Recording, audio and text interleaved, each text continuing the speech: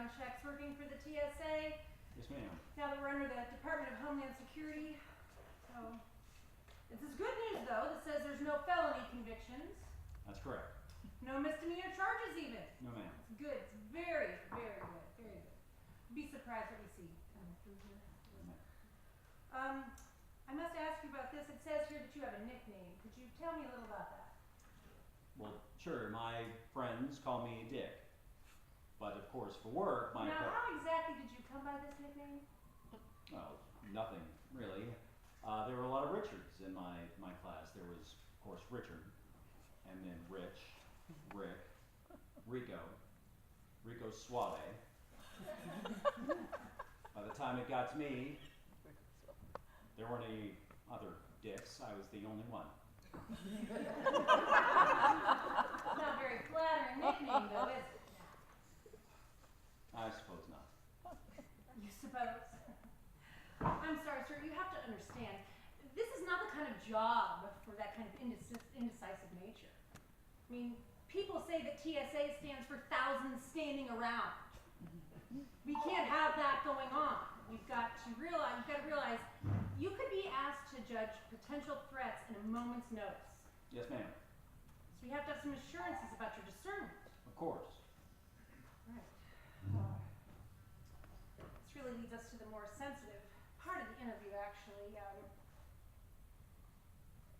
Sometimes when we're screening passengers, things show up that subject a passenger to greater scrutiny.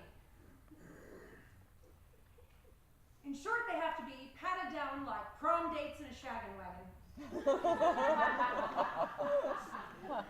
Yes. It's a dirty business, Mr. David, but someone's got to do it. I'll do it. As you understand, we live in such a litigious society these days, it has become, unfortunately, impossible to allow our male TSA agents to screen female passengers. It's very disappointing. And of course, for obvious reasons, we really can't have the female TSA agents patting down the male passengers. Right? Turnabout's fair play. Right. So, the awkward situation we find ourselves in is that, John, you're here to apply for, might require you as a male TSA agent to pat down male passengers. So basically my question is, how familiar are you with the male genitalia?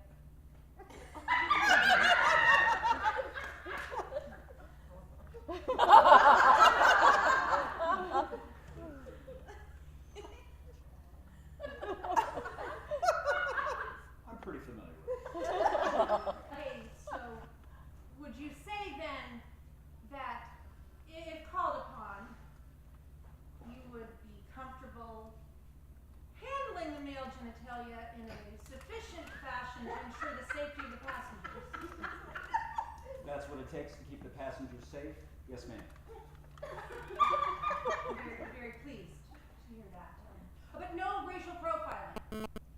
That is something that we must be so cautious about. I cannot emphasize enough the importance of not discriminating on the basis of outward appearances, especially of a religious nature. Someone comes in a burqa, they're shouting, Allahu Akbar! They go right in. Yes, ma'am. You understand? I do. Very good. Very good.